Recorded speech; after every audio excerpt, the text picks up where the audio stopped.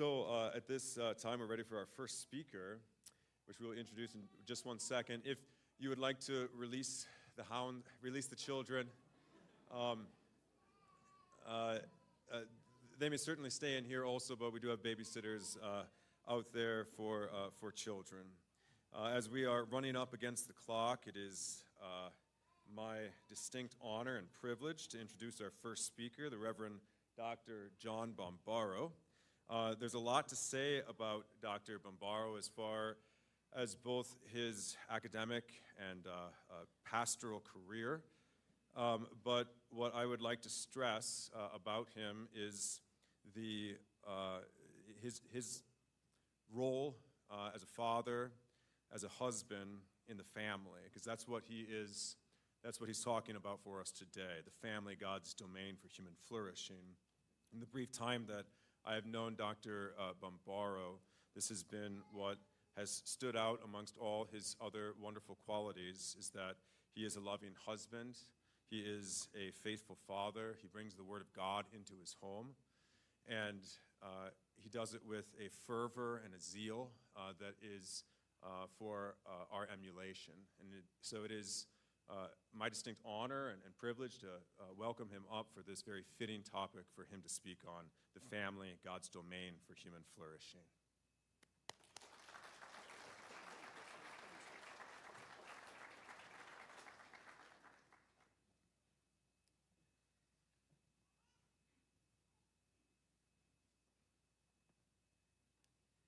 Good afternoon, everyone. Thank you for joining us here in beautiful Casper on a lovely week. There are a number of people I need to thank, particularly all the good people at Mount Hope, as well as the Doctor family has hosted me for a second time. The Preuss family also hosting both Sophia and myself for an extended period. And there are families here that I love, families that I try to emulate as well. The Allison family, Stoddards, we have the Ferus, of course, very beloved and dear to me is the Sousa family. Yes, and along with the Clarks. Our topic this afternoon is the family, or as I've titled it here, God's domain for human flourishing. Now, you might think that we would spend our time together this afternoon with me painting scenes of nuclear families gathered around the dinner table for devotions and the transmission of values through storytelling and singing in front of the hearth, evocative of Gustav Spangenberg's Luther in the circle of his family. And you're right, that's where we're going. But I'm going to do so by entering into conversation with a prophet of the 21st century, C.S. Lewis, and focusing on his work, The Abolition of Man, published in 1947. His landmark book provides for us a lens by which we can assess negatively the unmooring of values from the family, and positively ways in which families can immerse themselves within God's domain for human flourishing. Both the negative and the positive hinge on one reality: either the loss or the preservation of words of meaning. Here then is our thesis. The rising and the falling of families, and therefore human flourishing, are dependent upon words that mean. As we hear from our prophet, you'll see that nothing is more important for the integrity of the family and the church, and by extension, Western civilization itself, than the recognition of the meaningfulness of words and the need to preserve the same. Words underpin the cosmos. Words set the foundation for human identity. Words define the family, transmit values, and anchor reality, or not.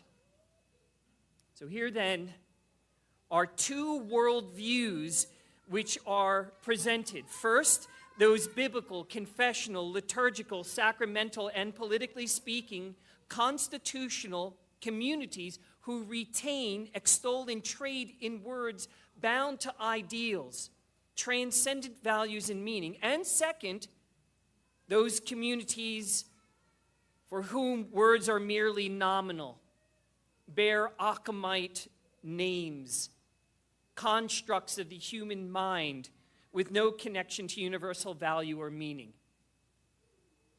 Instead, words are playthings used to construct values for the moment and to impose them upon others, not objective realities, but confected human rights that emerge from the desires of the human will.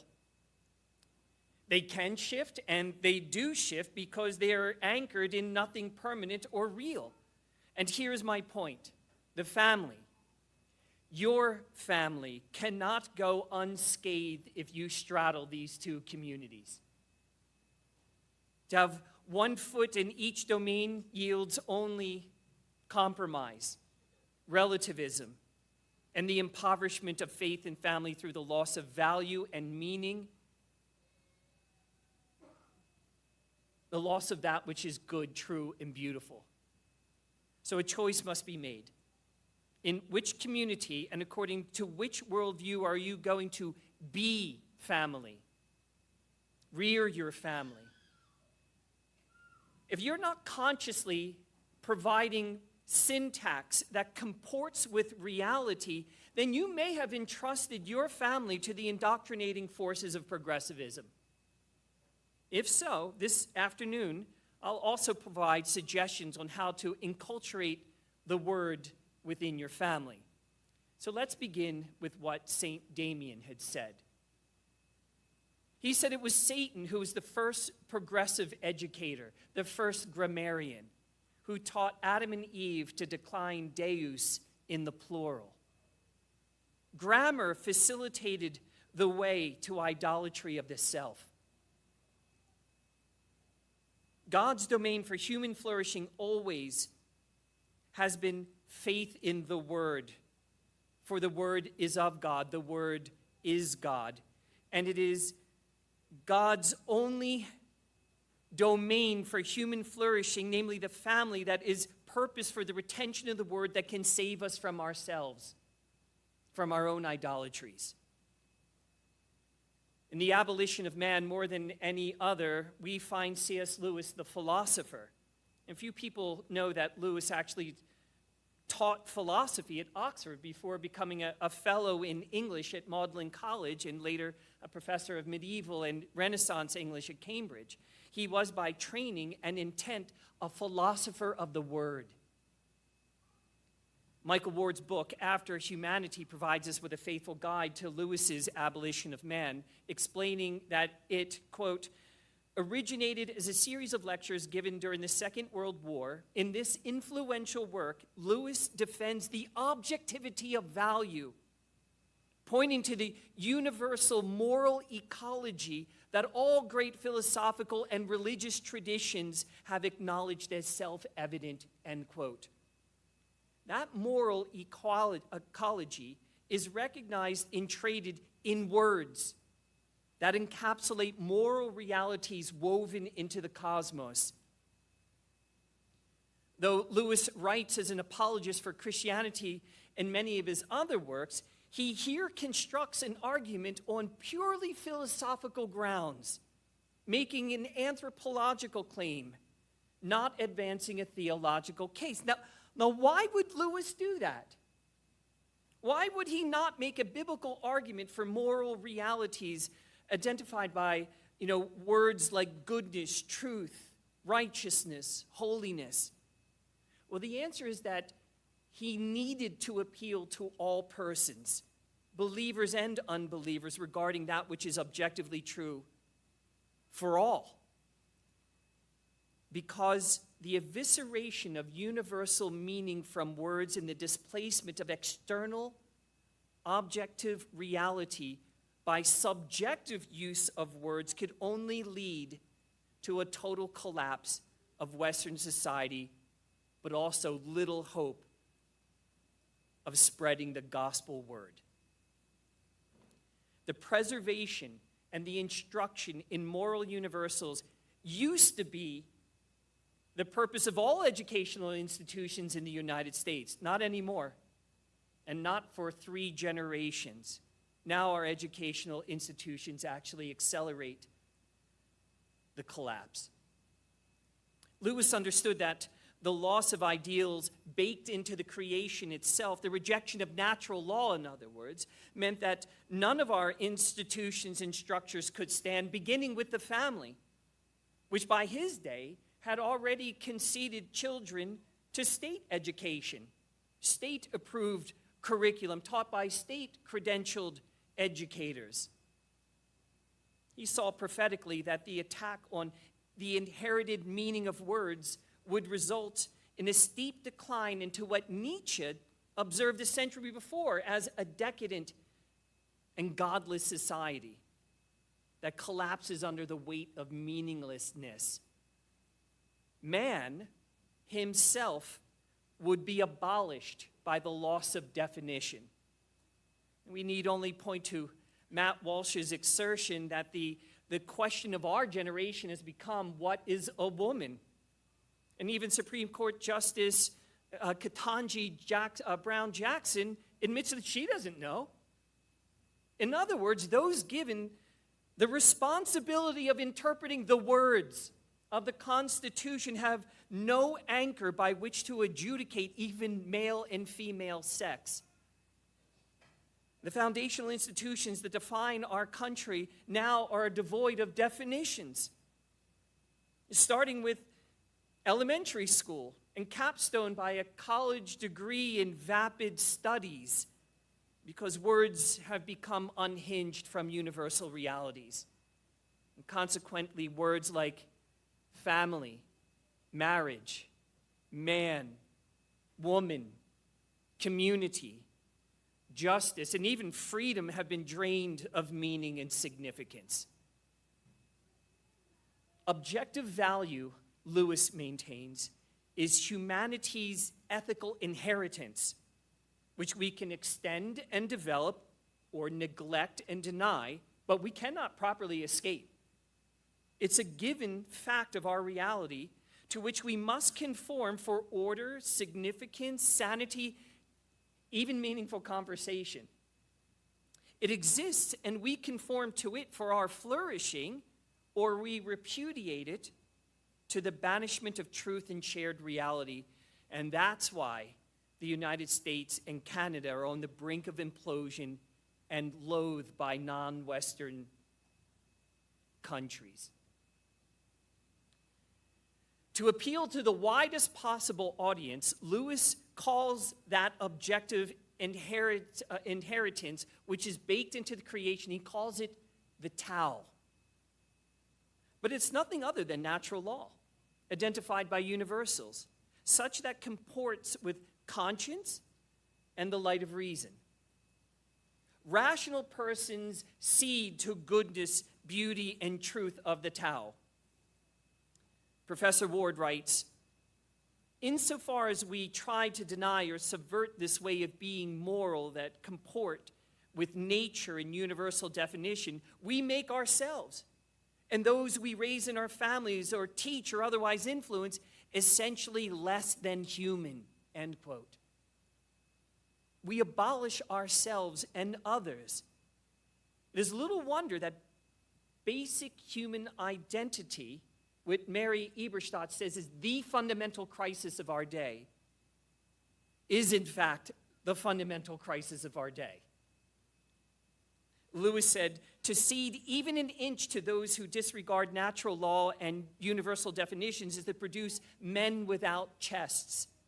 That is, adults and children who have no stable heart, no reliable capacity to liaise between the intellect and the appetite, understanding and desire, no ability to distinguish between what is good in itself and what is good for us. Humanity is reduced to the level of animals, and animals are elevated to the level of humans because there's no difference. All is to be understood in terms of appetites, desires, and feelings in a post-rational, post-Christian society. It brings the death of discourse. There is no longer conversation or debate based on shared meaning and significance or definitions. Instead, there's only autobiography. I'm just waiting for you to shut up so I can start talking. which itself has been reduced to slogans and cliches. And as we've seen in the Nebraska State House, mindless chanting, an inability to formulate an argument, public emotional incontinence. And devoid of these universals, these are now our leaders and teachers who call abortionists courageous, brave, and heroic, evidencing that these words too have been vacated of any meaning. Lewis foresaw that the idea of good and right and true would dissolve into sheer willpower and might, shouting, protesting. Reason and truth would die the death of meaningless words. And the result, he said, would be the erasure of our identity, the abolition of man, the end of public virtue, and the rule of law. Lewis's prophecy has come to fruition. American and Canadian societies have retreated to the interior for self-identification, self-definition with no shared meaning, and this makes rational conversation and reasonable governing impossible because feelings are inscrutable. There can be no civilization when the only ones who can understand you is your intersectional oppressed class.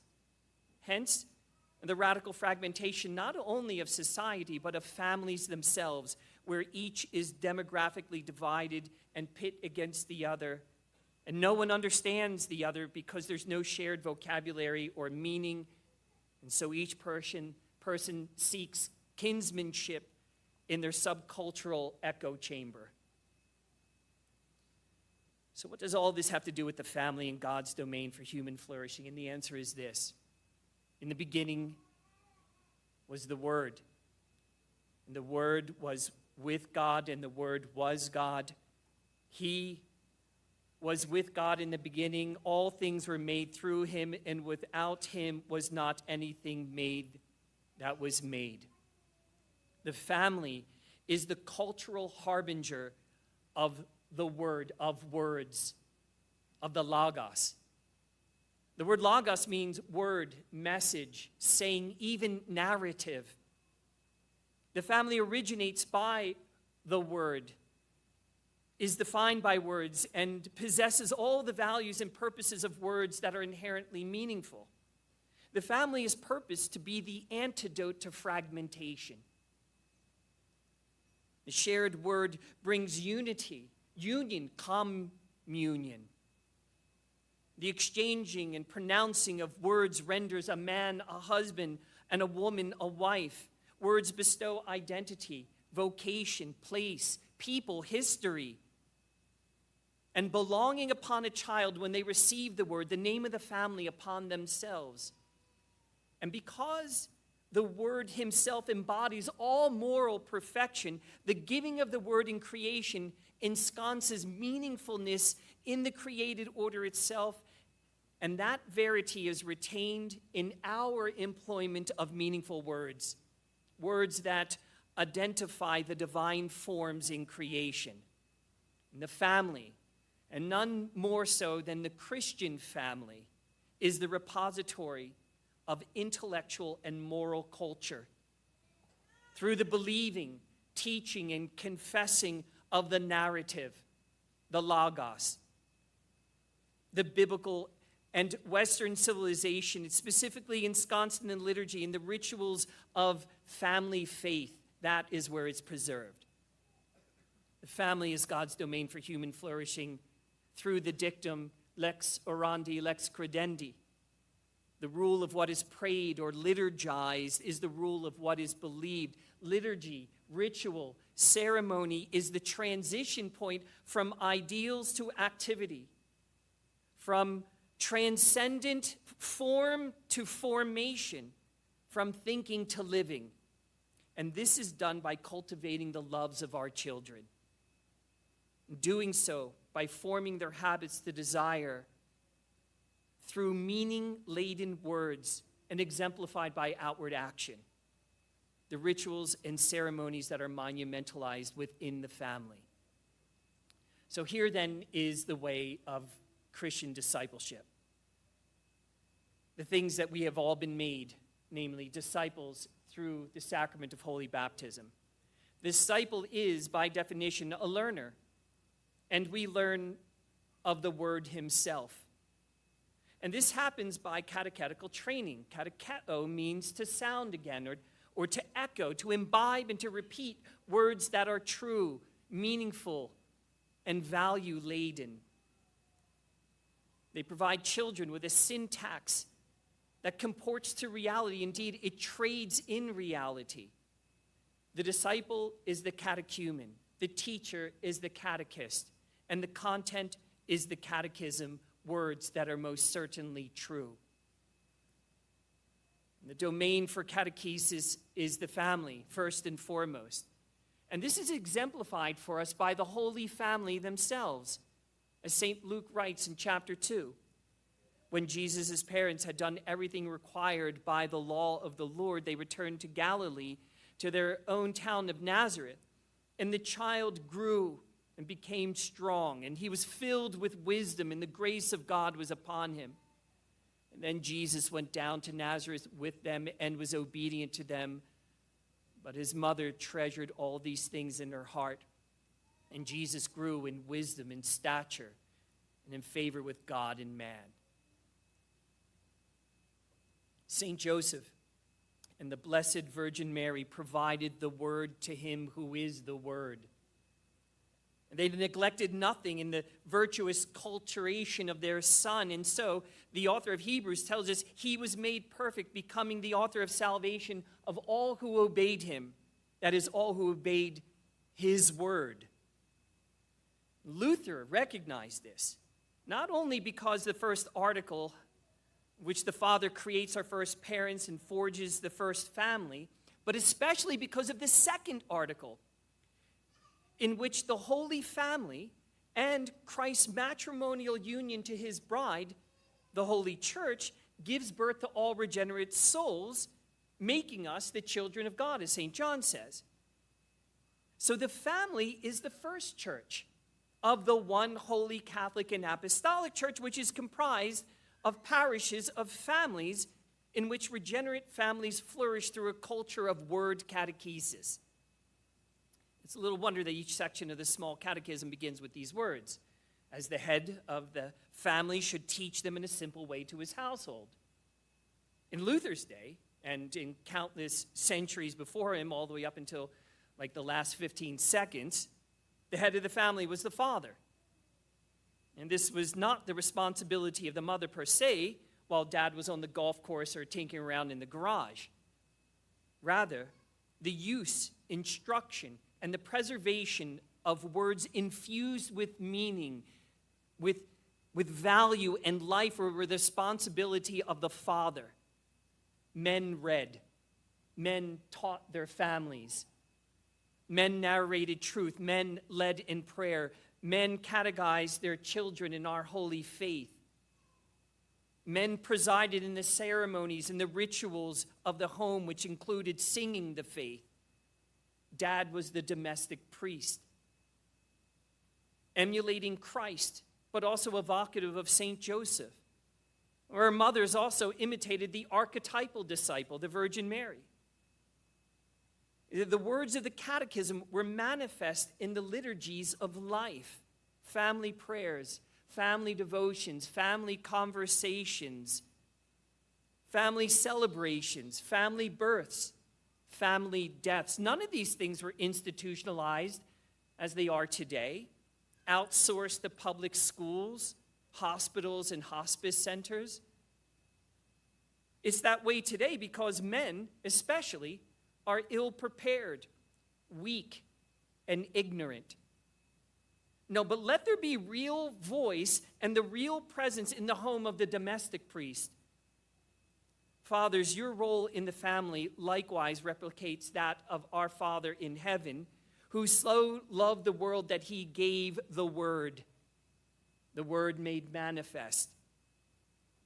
Fathers, bring forth the Word for your family in and through catechetical liturgical instruction and practice. Your home has liturgies and rituals, or not.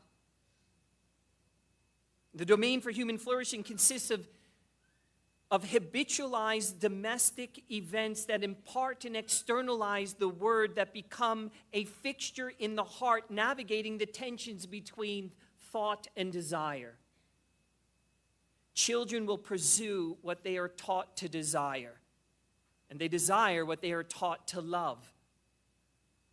Parents, beginning with fathers, have the responsibility to employ truly meaningful and value-laden words grounded in objective reality to facilitate flourishing. Parents, beginning with fathers, are to bring their children to that which is supremely lovely to love. Indeed, bring them to love himself, who is at the same time the way, the truth, and the life, the author of all things beautiful. The domain for such flourishing is the family, and it occurs through the word. But lest you think that I have slipped into some sort of Gnostic thinking here, word-only isms, that I'm only talking about ideas up there, out there, understand that the word became flesh. And when I say the word, I do not mean merely the Bible. The Bible is a static word. No, Luther himself was far more concerned with the performed word. That word, the scriptures, in action, in verbal action. Luther understood the power of the word was not in the Bible sitting on the coffee table, but that word preached, performed, sacramented. And so the actionable commitment to the word is no better attested than forging a sacramental culture within your matrimonial union, within your family. Engender a fervent devotion to the externalized and efficacious word, the sacraments, preaching, holy baptism, holy absolution, and above all, holy communion.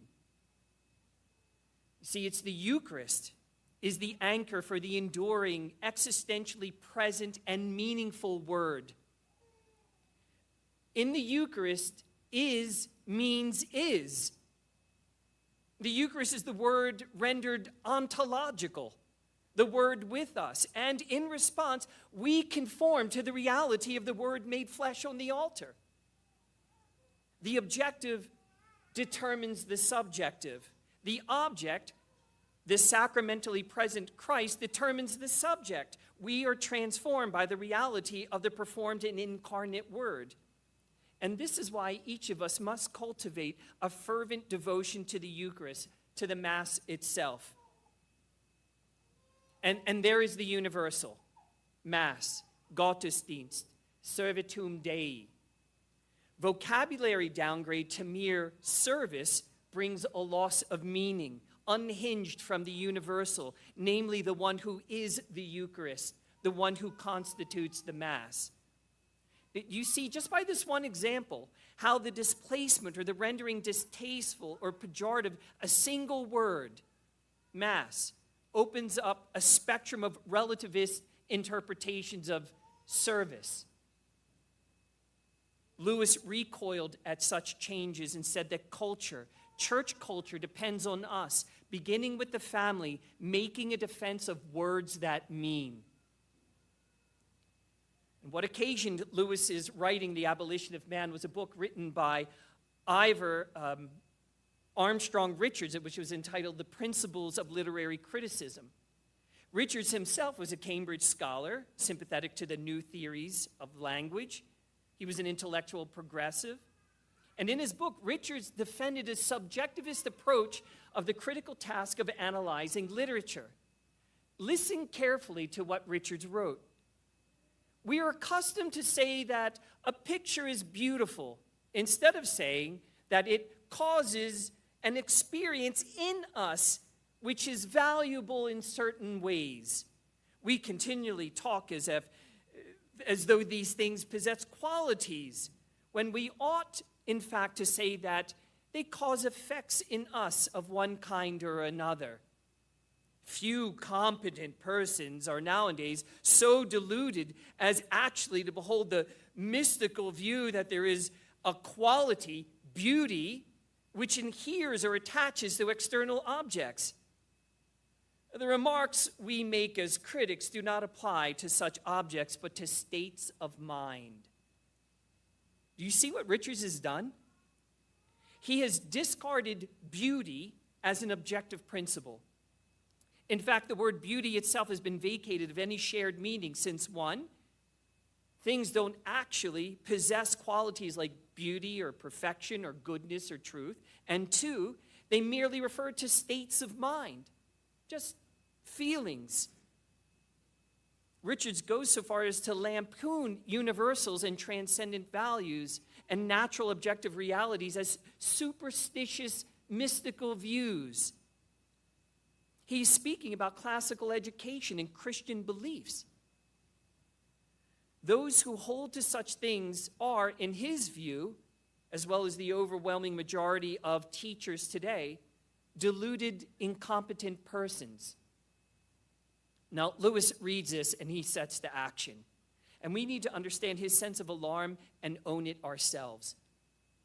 What provoked him was that Richards, as well as those who were advancing his theses in a book aimed at children's education titled The Control of Language, together they committed a kind of intellectual felony, smuggling subjectivism in without argument on a book on a completely different subject.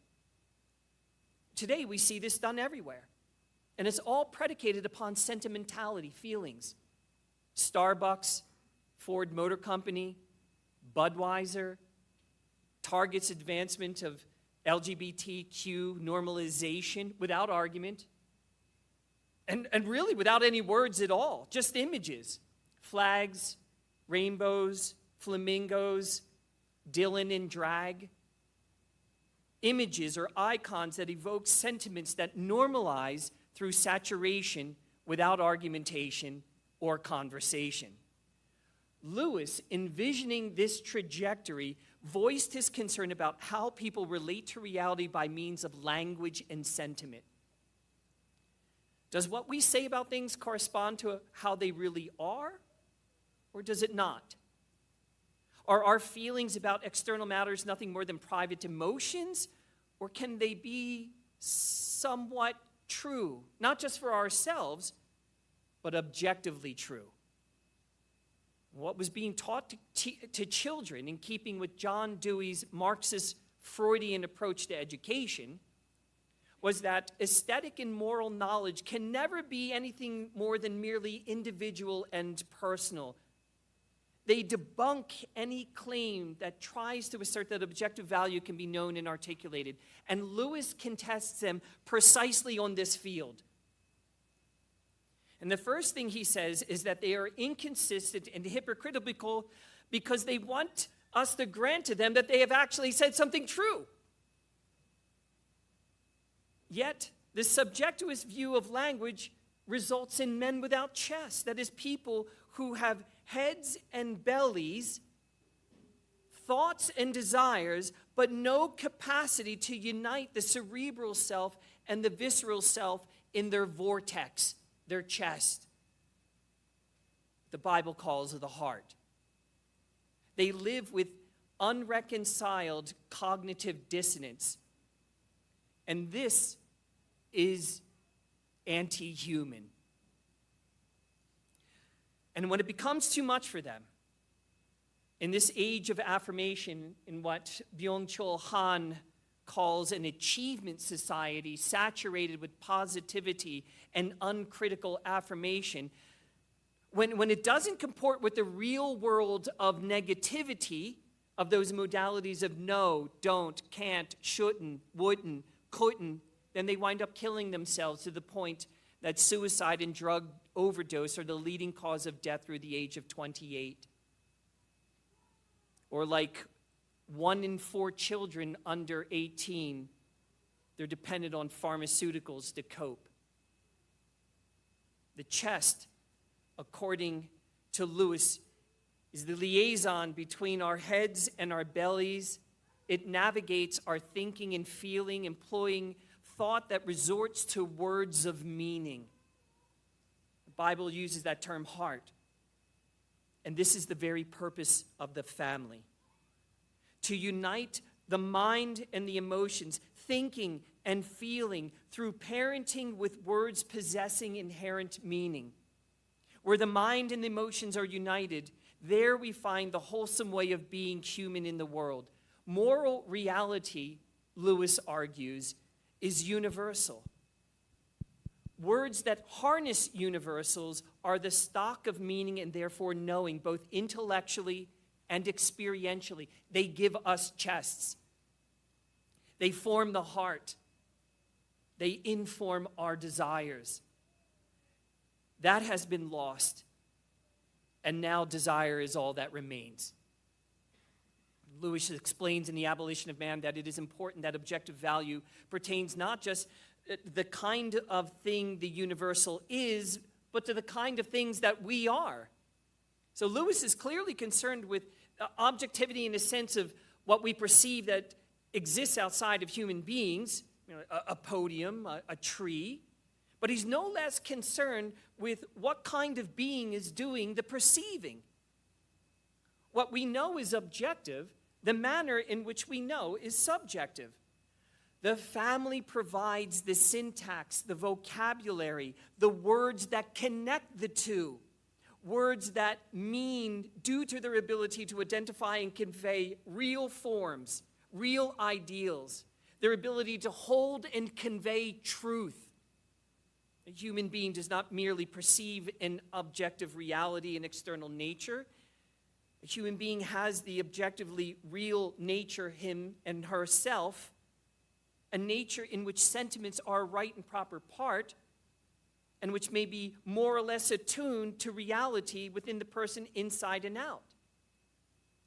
And Lewis is certainly aware of the dangers of mistrusting misleading emotions, as evidenced by his concern about emotionally manipulative propaganda, such that we see about us all day long. But rather than attempting to avoid such dangers by distrusting all emotions and therefore failing to attend to the difficult project of emotional formation, Lewis challenges families, forget about teachers for the moment, he challenges families to learn how to cultivate character traits that dispose us to have virtuous emotions. He calls them just and warranted sentiments that reliably represent the objective values in the world. Parents equip their children with the vocabulary that navigates the objective and the subjective, grounding their child's identity in the real, facilitating an acceptance with themselves. Yes, ask your children how they're feeling, but then ask them what they think those feelings may mean. Ask them what they think about those feelings and what virtues, the baptismal virtues bound up with the fruit of the Spirit, which virtues apply to those feelings. Such children are far less likely to be dependent upon pharmaceuticals or therapists and instead to be content and confident and joyful even when their body changes through puberty, even when their emotions seem quite determinative concerning their impression of reality. In this domain of the family, the enduring words of the church in her scriptures, liturgies, creeds, hymns, and confessions, catechisms, words monumentalized in classical Greek and Latin provide parents with volumes of truth to liberate children from the deceits of zeitgeist or to preserve them from the same. Public schools make no pretensions to do this. You need to own that. But rather to promote activism. Shepherding the heart must happen in the family. Lewis sees a shift in our confidence and solutions to human problems being anchored in the study of knowledge and self-discipline and virtue in the humanities, to now willpower, technological control, and surgical and pharmaceutical alteration of nature to suit our convenience. His solution is to send his readers back to traditional morality grounded in nature and reason, fortified by religion, and classical learning, and for us Christians, factualized by the incarnation. And how this works out, we can see when Lewis himself considers joy. Now, all parents would like their children to have a joyful childhood and experience joy in life. But joy, Lewis argues, is something that is taught and learned. It is a skill, and it has a literacy all of its own, just like beauty and justice and art. And so he writes this: joy itself, considered simply as an event in my own mind, turned to be no value at all. All the value lay in that of which joy was the desiring. And that object, quite clearly, was no state of my own mind or body at all. Inexorably joy exclaimed, you want, I myself am your want of something other outside, not you nor any state of you. And thus I understood that in deepest solitude there is a road right out of the self, a commerce with something which, by refusing to identify itself with any object of the senses or anything whereby we have biological or social need or anything imagined or any states of our own mind, proclaims itself sheerly objective. This was Lewis's conversion from subjectivity. Parents hold the responsibility of training children to get outside of themselves and to learn to read reality itself with words that mean. And here's how it played out in the Bombaro home in 6 habituations. First, we have dinner together at home around the table where there is praying and singing, reading and discussing. It is the daily meal that habituates us for the Eucharist, and it's the Eucharist that forms and informs our evening meal. There are 2 parallel and complementary things that we could narrate in scores of different ways, the most important being the presence of words of meaning, words of thanksgiving, words of self-giving and other receiving, words of liturgy, ritual, hymnody, words of affection and proclamation. Eat with your family. 2, we tuck the kids into bed every night. And they're all teenagers now, which is to say that their lives are driven by emotion, by desire. Prayers, kisses, conversation, it happens every night. The kids open up at the end of the day, especially to their mother. They want to talk about what they've experienced or encountered. And here we bring corrective measures, clear thinking, the balm of detoxification, but also enculturation. Allot at least an hour every night to talk to your kids in bed. They're the most open. It's a huge sacrifice. It's tantamount to a full day's work within a week, right? But this has turned out to be the intangible that forms their lives more deeply than anything else we could have imagined. Number 3, whenever we see a movie or a show, commercial or advertisement that captures our attention, we deconstruct its message to detect the falsehoods and to disabuse ourselves of the propaganda or sensationalism. There's a lot of Socratic method at play. We ask them to do the critical thinking, to find the fallacies, and then we apply the kingdom ethic and make affirmations concerning universals.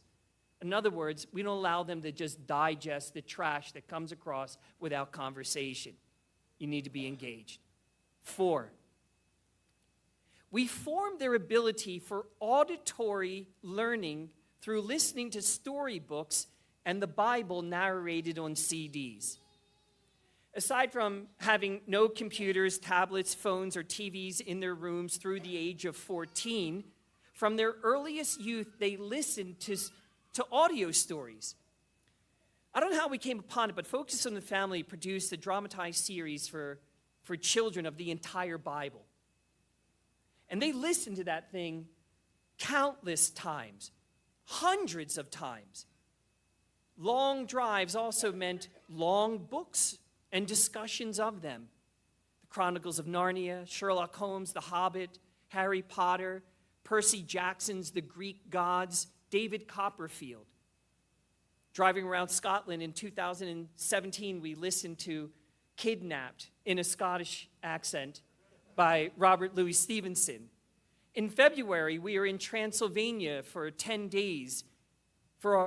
During that time, we listened to, yep, you better believe it, Bram Stoker's Dracula.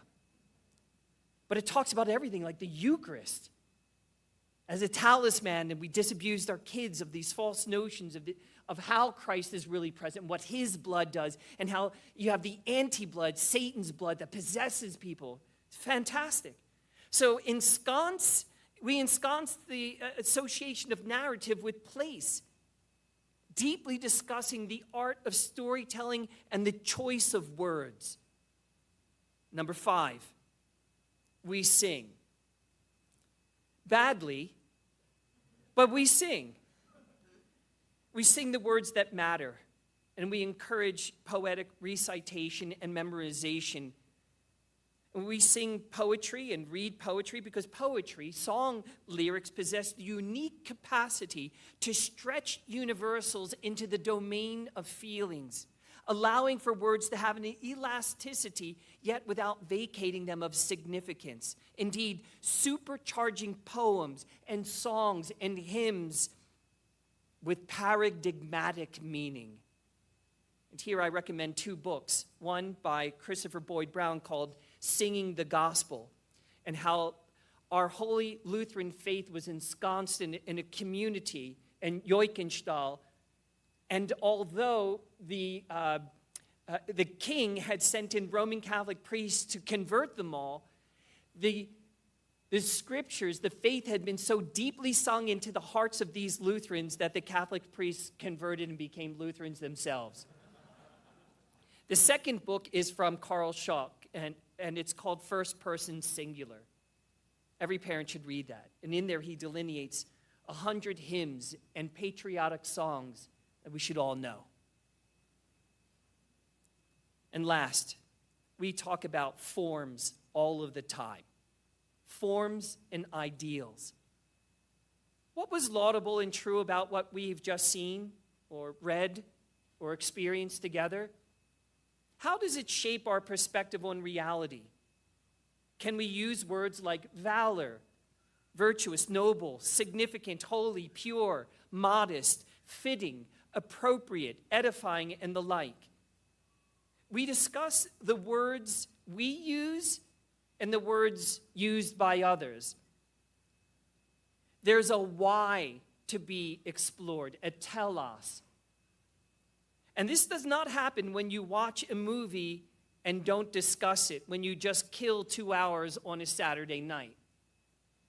For example, the Dune trilogy possesses a sublimity and profundity because it trades in words of significance that have transcendent reference comparable to the Lord of the Rings. Dune plays on Christian motifs of Messiah, redemption, good triumphing over evil, betrayal, spiritual forces, dark powers, divine vocations. It's all there. And we've watched the movie twice now, discussing aesthetics, the music, storytelling, values, religion, fellowship, friendship, kinship, love, and the difference between invocation and incantation. When the lights come on, we start on a topic and the conversation becomes vigorous, animated. In this way, movie night is an event. We've done this with the youth at Blessed Sacrament Lutheran Church in Hayden, watching movies like The Matrix, The Tale of Despero, I Am Legend.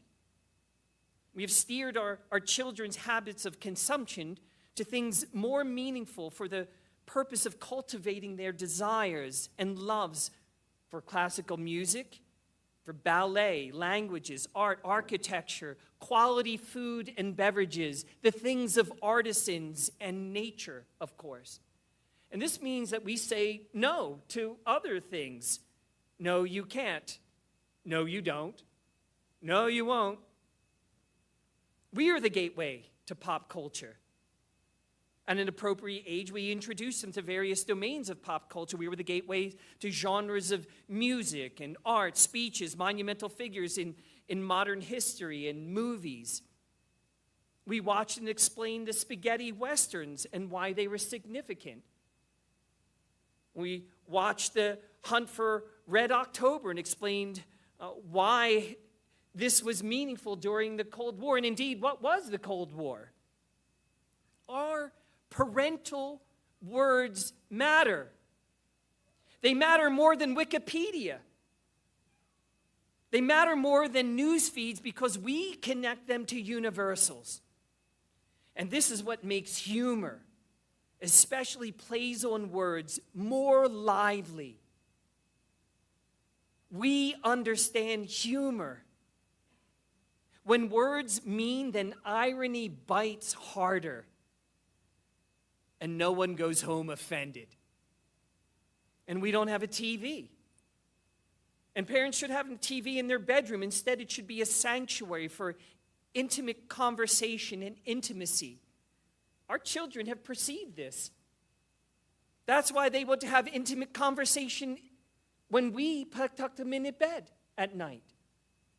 The kids don't do sports or activities that occur on Sunday. We habituate them in ordered desires, and this has formed their loves.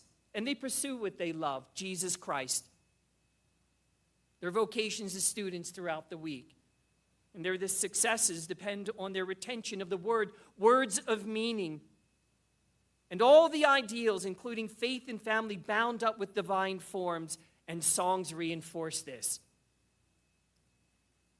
So there's an interplay of passivity and activity. We observe and receive data presented to our senses by the outside world, but our selection and interpretation of those data are processes that are colored by our own presuppositions and intellectual context. Parents are meant to form the presuppositions, and the context is the family. In short, objectivity is real and accessible, but subjectivity is also real and not merely inescapable, and nor should we want to escape it entirely, for we have value as subjects. This subject-object relationship is resolved in Christ, who gifts us with his Spirit so that we may assimilate life's experience in accordance with truth, with the one who is the truth through word. Here's an example. My 3 daughters, now 16, 18, and 20, Lord have mercy, they were encouraged to read Jane Austen and the Bronte sisters. And once a book from these authors were read, then they had the liberty to watch on TV, the BBC or PBS Masterpiece Theater Productions, and it would be a family event with Luke and I there to be part of the conversation that would follow. The Austen world testifies to a moral ecology very much in accordance with the first principles of practical reason, as Lewis terminates them. Austen was very much an Aristotelian employing those forms. She was a great imaginative voice of the tradition of thought about and practice of the transcendent virtues embodied in men and women of substance. And the use of virtues is significant by Austen because the root word for is the Latin vir, which means man. This is important. My girls developed their ideal of what a man is from Austen's virtuous, heroic men of principle. They use words like stately and demeanor and articulateness and proud. They were taught Austen forms of sexy, that is, according to the sex, the male sex, that such a man embodies the cultivated virtues of masculinity. My girls subjectivity became determined by objectivity. Their desires were determined by habituated loves, and I am grateful to Jane Austen for that. I've never heard them assess the sexiness of a man with vacuous terms like hot, stud, hunk, chick magnet, because those words are weightless. Their values were shaped in the heart by words that mean. Can you dig it? We introduce value-laden words from the start. We didn't hide those realities from our children, and when they were age and ability to discuss the world of subjectivism and its manifold deceits, they grew up for 12 years in one of the most densely populated homosexual communities in North America. They saw the billboards, they saw the couples, they knew the establishments in our neighborhood, and we use words that convey the reality of things to them without confusing them with a vacillating vocabulary allowing for ambiguity. The preciseness of our speaking also was purposed to aid them in speaking well, and to say what is meant and to employ meaning when speaking. And this necessitates the purgation of the ubiquitous like when speaking. And like is a simile. Its undisciplined use, which is rife among children and adolescents, right, teenagers, hedges on speaking against with specificity. Like, it's meant to evoke an emotional dynamic and meaningful words laden with value. It was like, just like, and I was like, yeah, like, it's a habit bent on diluting meaning, retreating from a straightforward possible contradiction, indicative of Impressionism and Romanticism. And here's the thing, the use of like can pointedly convey a simile. But like not everything, like isn't a simile. Well, we're closing here now with Lewis's last thoughts. Lewis would have us understand that family is a culture. And children to be cultured. Culture, at least historically, directs the individual outward. Lewis's conversion from subjectivism. It is the communal activities that individuals find them true selves, their true selves. And the true self in traditional culture is therefore something to be given and learned, something inherited and objectified, not something that the individual creates for himself. Noted psychologist Philip Reif describes the outward direction of traditional culture as follows, quote, "Culture is another name for a design in which alone the self can be realized and satisfied," end quote. And here's the important point. Culture directs individuals outward. Carl Trueman says, quote, "It is greater than, prior to, and formative of the individual. We learned who we are by learning how to conform ourselves to the purposes of a larger community to which we belong," end quote. We have moved, Reif says, from an age of the political man, who is a political religious animal, to the economic man, consumer, who finds himself in his economic activity, to now the psychological man, a type characterized not so much by finding identity in outward directed activities, holy baptism, first Holy Communion, confirmation, holy matrimony. No, not anymore. But now they're directed inwardly in the quest for personal psychological happiness. And this is an entirely new phenomenon bound up with sexuality. Sexuality is presented today as that which lies at the heart of what it means to be an authentic person. Carl Trueman says, that is a profound claim, and it is arguably unprecedented in history, end quote. And it is unprecedented because for all of history, up to like 15 seconds ago, transmitted transcendent reference constituted the culture by which who and what we are was determined. That determination was external and objective. That is, it was what Lewis would call of the Tao, baked into nature itself. In characterizing the modern age as that of the psychological man, Reef makes the point similar to Charles Taylor's understanding of the human self, that psychological categories and an inward focus are now the hallmarks of being a modern person. And this is what Taylor refers to as expressive individualism, that each of us finds our meaning by giving expression to one's own feelings and desires. I feel like Caitlin now. And for Taylor, this kind of self exists in what he describes as a culture of authenticity, which he defines in the following way: the understanding of life, which emerged with the romantic expressionism of the late 18th century, that each of us has his or her own way of realizing our humanity, and that it is important to find and to live out one's own as against their surrendering to conformity with a model imposed on us from the outside by society or the previous generation or religious or political authority.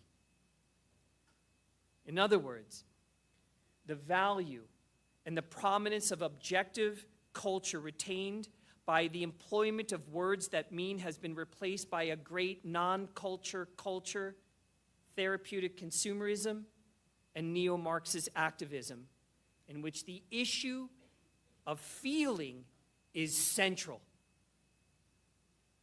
Feelings are inscrutable, personally sovereign, and they are the domain of self-truth. Feelings self-authenticate. Therapy has reinforced the quest for the authentic self outside of the domains of culture, specifically family culture, and inside the psychological self. The traditional role of the therapist in any given culture was to enable a patient to grasp the nature of the community to which they belong. And this is what made parents and pastors such good counselors. They brought their people to the culture-making, word-laden events that stood as the monuments in the lives of parishioners, and they were celebrated with requisite festivity, thereby reinforcing the rituals, language, doctrine, and symbols that stabilized individuals and communities through all shifting currents. Today, pastors, educators, and parents bring their children to the altar of the self and offer self-authentication and self-enhancement as the gospel. Christian families must contest this at every turn. And so I close with these words, a quote from Anthony Esolen. If schools attempt to supplant the family, or if it works against the common moral and religious understanding of the parents, then it would be like a drug that at its best might enhance the function of one organ while causing the whole body to sicken. Families are more important than schools.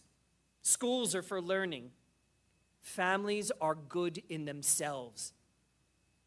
I dare say that the success of homeschoolers suggests, if anything, that the further our schools remove themselves from the proximity of families, the more pathological they become, and the less they serve the function of schools or the good of families. Thank you very much. Thank you. Thank you very much.